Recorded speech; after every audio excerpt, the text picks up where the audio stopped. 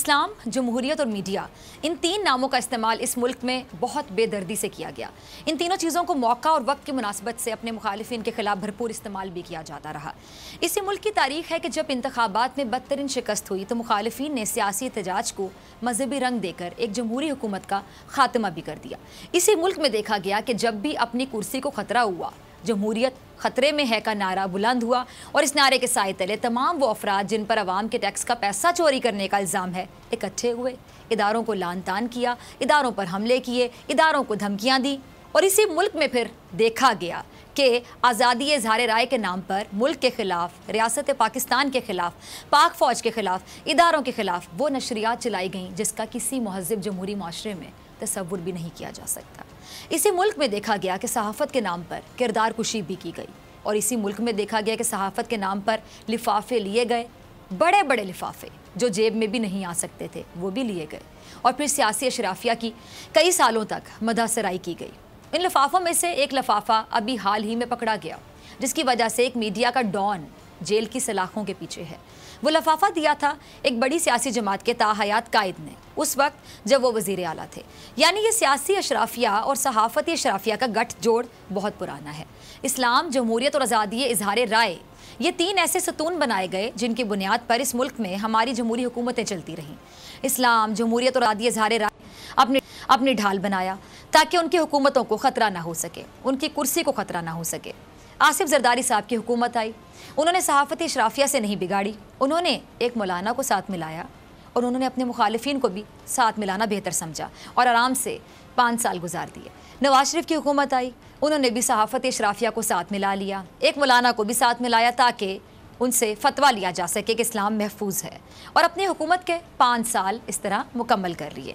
इन पिछले 10 सालों में आज़ादी इज़हार राय के नाम पर मखसूस सहाफ़ती अशराफिया, जमहूरियत के नाम पर सियासी अशराफिया और इस्लाम के नाम पर एक मौलाना ने जितना फ़ायदा उठाना था उठाया और बहुत लग्जरी लाइफस्टाइल भी इंजॉय किया। असासे बने और बड़े भी, लेकिन कोई पूछने वाला नहीं था क्योंकि अगर पूछ लेता तो इस्लाम को भी ख़तरा होता, सहाफ़त को भी ख़तरा होता और जमहूरियत को भी। और ऐसा ही हुआ जब नवाज शरीफ साहब के तीसरे दौर में पानामा का इंकशाफ हुआ। वो भी उनसे किसी ने नहीं पूछा, बल्कि ये एक इंकशाफ था जो पाकिस्तान में नहीं बल्कि आलमी सतह पर हुआ था, जिसे नवाज शरीफ के खिलाफ आलमी साजिश भी करार दिया गया। उस पनामा में निकली नवाज शरीफ और मरियम नवाज की वो जायदादें जो लंदन तो क्या पाकिस्तान में भी मौजूद नहीं थी। कहते हैं कि जब रस्सी का सिरा हाथ लग जाता है तो फिर बल खुलने में ज़्यादा मुश्किल नहीं पेश आती और वही हुआ। नवाज शरीफ वो वही शख्सियत तो थे नहीं जिन्होंने अपने तीनों अदवार में अकेले फ़ायदा हासिल किया हो।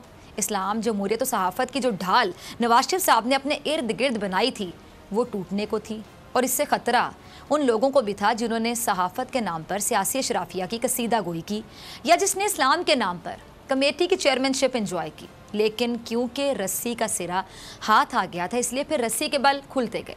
सियासी अशराफिया की मंजूर नज़र सहाफ़ती अशराफिया ने दिन रात अपने अपने चैनल को मोर्चा बनाकर नवाज शरीफ का मुकदमा लड़ना शुरू कर दिया, नवाज शरीफ को बेगुनाह साबित कर दिया। पूरा मुकदमा ही अपने प्रोग्राम में लड़कर नवाज शरीफ को हीरो बना डाला। एक मौलाना ने इस्लाम के नाम पर नवाज शरीफ का दिफा किया, पनामा को साजिश कहा, लेकिन जब पकड़ होती है तो फिर भागने की मोहलत नहीं मिलती।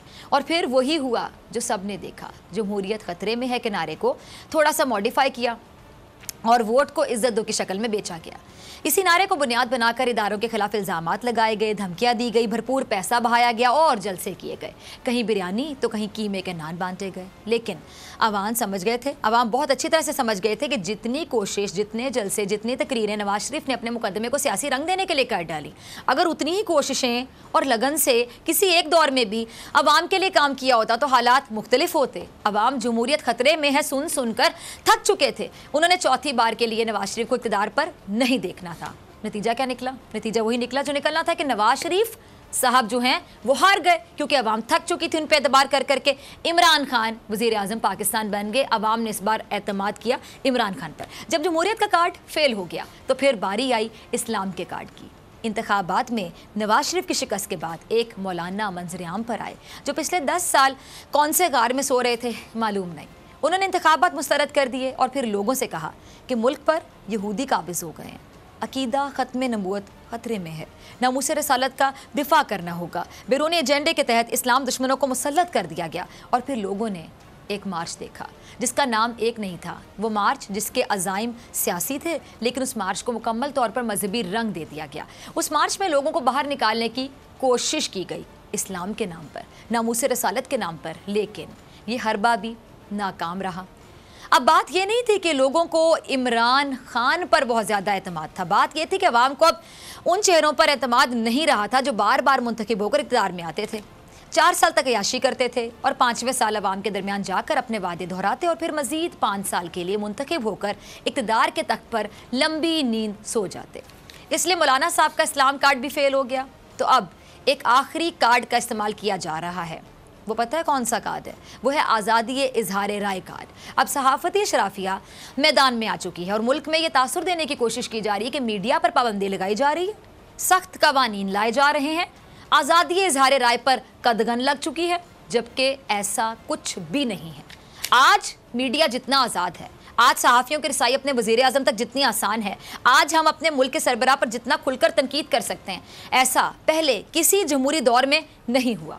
इमरान खान वो वाहिद वज़ीर आज़म पाकिस्तान हैं जो कि सहाफ़ियों से मुलाकात जब करते हैं तो सहाफ़ी उनसे सख्त तरीन सवाल पूछते हैं और वो उसको सुनते हैं, उन तमाम सवालों को सुनते हैं, उनके जवाब भी देते हैं, उनको मुतमईन करने की कोशिश करते हैं। तो पाकिस्तान ने एक बार फिर मुल्क के सीनियर सहाफ़ियों से मुलाकात की थी, जिसके बाद एक बार फिर सहाफ़ती शराफिया की जानिब से ये तासुर दिया गया कि सहाफ़त कैद हो चुकी है। पहले कल की मुलाकात की कुछ झलकियाँ आपको दिखाती हूँ, उसके बाद मज़ीद बात करती हूँ। ऐसा लगता है कुर्सी का कसूर है सर, आपके पास ग्राउंड रियलिटीज़ बहुत ज़्यादा होती थी। हमें अच्छी तरह याद है, हम नईम भाई से बात करते थे कि खान साहब को नीचे ग्राउंड के आदमी तक का पता होता है। आप पता कराएं, पाकिस्तान के तमाम शहरों के अंदर अमलन दिहाड़ीदार तबका आज फारग होकर बैठ गया है। ये लॉकडाउन नहीं है सर, ये कर्फ्यू है। आज कोई आदमी काम पे नहीं जा पा रहा, कोई मजदूर दिहाड़ी नहीं लगा पा रहा। जहाँ जहाँ दिहाड़ीदार बैठते हैं सुबह, उन सारी जगहों से मैं लाहौर से यहाँ तक घूमता हुआ आया हूँ, कोई मजदूर अपनी दिहाड़ी वाली जगह पे भी नहीं पहुंचा। तो ये कर्फ्यू है, ये लॉकडाउन नहीं है। आपके पास सुना आपने मुल्क के मुंतखब वज़ीर आज़म से, मुल्क का एक सहाफ़ी ये ना सिर्फ सवाल कर रहा है बल्कि उन पर तनकीद कर रहा है, बराह रास्त सामने बैठकर सच जुमलों का इस्तेमाल भी कर रहा है और फिर शिकायत भी कि आप वज़ीर आज़म पाकिस्तान हैं और आपके पास ये रिपोर्ट होनी चाहिए थी। क्या ऐसा पिछले 10 सालों में किसी एक सहाफ़ी ने तसव्वुर किया था कि नवाज शरीफ या आसिफ अली जरदारी से कोई एक सहाफ़ी ऐसा ब्लंट सवाल करने की जुर्रत कर सके, वो भी सामने बैठ के? इसका जवाब भी सवाल करने वाले ने खुद ही दे दिया। ये चलाइएगा ज़रा रज़ा, ये जो साइड स्क्रीन पर मेरे प्रोड्यूसर एक ट्वीट चलाएंगे, आप देखिएगा। इस ट्वीट में भी उन सहाफ़ी का ही आप ये ट्वीट देख सकते हैं। ये क्या कहते हैं कि उन्होंने जब नवाज शरीफ जब वज़ीर आज़म थे तो उनसे एक सख्त सवाल कर लिया था, जिसकी सज़ा ये मिली कि अगले 5 साल तक उनको सवाल पूछने का मौका ही नहीं दिया गया। इमरान खान को ये क्रेडिट जाता है कि उन्होंने मुश्किल और सख्त सवालात सुने, बल्कि उनके जवाब भी दिए। ये हकीकत है। क्या नवाज शरीफ के दौर में कोई एक सहाफ़ी इतनी हिम्मत कर सकता था? अगर सेशन नवाज शरीफ साहब के साथ होता तो कई सहाफ़ी जेल में होते या उनके चैनल्स पर जुर्माने होते, या फिर नवाज शरीफ ने उस सेशन के बाद अपना बाईपास करवा लेना था, क्योंकि नवाज शरीफ में इतना सुनने का हौसला ही नहीं है, हिम्मत ही नहीं है, ना उनमें इतनी बर्दाश्त है। नवाज शरीफ के दौर की मैं बात करूँ तो उस दौर में तो मीडिया हाउसेज जो नवाज शरीफ पर तनकीद करते रहे, उनको इश्तिहारात नहीं दिए गए, उनके साथ नारवा सलूक बरता गया, उनको पीछे रखा गया। ऐसे सहाफ़ी जो नवाज शरीफ पर तनकीद करते थे, उनसे सवाल पूछते थे, उनको इजाज़त तक नहीं थी कि वो नवाज शरीफ के सामने आ सकें। नवाज शरीफ ने सिर्फ एक मखसूस सहाफ़ती शराफिया को नवाजा था जिसको वो अपने साथ रखते थे। हर गैर मुल्की दौरे में चंद मखसूस सहाफ़ी उनके साथ शामिल होते थे, उन्हीं पर सरकारी नवाजिशात की बारिश भी होती थी। किसी एक सहाफ़ी को नवाज शरीफ से ऐसे करने की इजाज़त नहीं थी। ये ज़रा अगला क्लिप देखिएगा। मुझे बता दें डिसीजन अल्टीमेटली एक सवाल last, then you can just tell me to shut up. One question, 2 months down the road when the economy is in a problem, मैंने इमरान खान का गिरबान पकड़ना है कि मैंने डॉक्टर बाकिर को ढूंढ कर पकड़ना है? कि उस वक्त मुझे कहा जाएगा तो बाकिर कर गया, मैं क्या करता हूँ? हु इज अल्टीमेट डिसीजन कौन ले रहा है इकोनॉमी की? मालिक, जो भी फैसला है जिम्मेदार मैं हूँ, और मैं जिम्मेदार ऐसे हूँ कि कोई फैसला मेरे पूछे बगैर नहीं होता, डिबेट किए बगैर नहीं होता। अगर मुझे बाहर से ओपिनियन लेना पड़े, मैं बाहर से ओपिनियन लेता हूँ। वो लोगों को मैं बुला लेता हूं जो कि पाकिस्तान के अपने इंडिपेंडेंट इकोनॉमिस्ट हैं। आपके मुल्क का एक सहाफ़ी पूछ रहा है कि वो किसका गिरेबान पकड़े अगर मुल्क की मईशत को नुकसान हुआ, और सवाल वो कर रहा है मुल्क के वज़ीर आज़म से, और कौन सी आज़ादी चाहिए और कितनी आज़ादी चाहिए मज़ीद। अगर ये हौसला पिछले 10 सालों में किसी एक सहाफ़ी के पास होता कि वो मुल्क के सरबराह की नाअहली पर उनका गिरेबान पकड़ने की बात करे, तो यकीन जानिए ये मुल्क आज इस हालत में नहीं होता। मुल्क पर 30,000 अरब का कर्जा चढ़ गया। किस सहाफ़ी ने नवाज शरीफ का गिरेबान पकड़ने की बात की? मुल्क के तमाम सरकारी इदारे खसारे में चले गए। मुल्क के किस सहाफ़ी ने नवाज शरीफ का गिरेबान पकड़ने का हौसला किया? मुल्क की हर सड़क, हर इमारत गिरवी रखवा दी गई। मुल्क का वो कौन सा सहाफ़ी था जिसके अंदर इतनी ताकत थी कि वो अपने मुल्क के वज़ीर आज़म को इस तरह ललकार सके, उससे सवाल कर सके, गिरेबान पकड़ सके, गिरेबान पकड़ने का सवाल कर सके? नवाज शरीफ ने अपने दौरे हुकूमत में कितने सहाफ़ियों को इस तरह इंटरव्यू दिए, कितनी बार दिए? नवाज शरीफ साहब ने इस तरह सख्त सवालत का क्या सामना किया? कितनी बार नवाज शरीफ साहब ने इन सहाफ़ियों को बुलाया जो नवाज शरीफ पर तनकीद करते रहे? जो सहाफ़ती अशराफिया आज चीख चीख कर कहती है और कह रही है कि जी सहाफ़त कैद है, वो जवाब दे, वो बताए कि कितनी बार नवाज शरीफ को इस तरह टीवी पर बराह रास्त तनकीद सुनते देखा गया। इस वक्त मीडिया आज़ाद था जब मुल्क का कोई एक सहाफ़ी अपने वज़ीर आज़म से बराह रास्त बात करने के लिए सिर्फ सोच ही सकता था। यकीनन फिर आज़ाद ही होगा मीडिया।